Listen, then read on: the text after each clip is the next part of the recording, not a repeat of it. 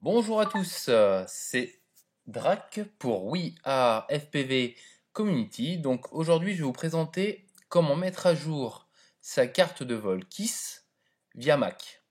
Donc première chose qu'on va faire, donc télécharger le logiciel KISS pour Mac et la dernière mise à jour de la carte de vol KISS qu'on trouve sur le site officiel. Donc une fois téléchargé, vous l'installez et donc voici la procédure.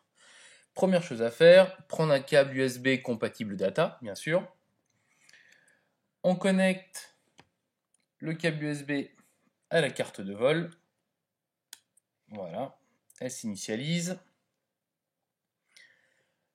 Là, le logiciel trouve automatiquement le port où est connectée la carte KISS. On fait connexion.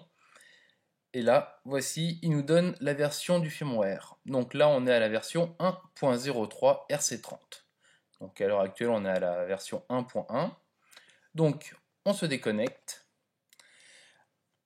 On déconnecte le câble. Voilà. Donc, un point très important. Il faudra garder le doigt appuyé sur le bouton boot pendant toute la procédure de la mise à jour. C'est très important. Voilà. Donc, première chose on fait, on appuie sur le bouton délicatement quand même parce qu'il est assez sensible. Et on connecte le câble USB. Et là, directement, on a un nouvel icône qui vient d'afficher, KISS FC Flasher. Donc directement sur le logiciel.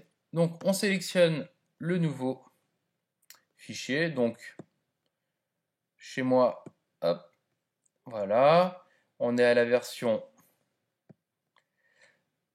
1.1 RC6. Donc on sélectionne le fichier, ouvrir, flasher firmware.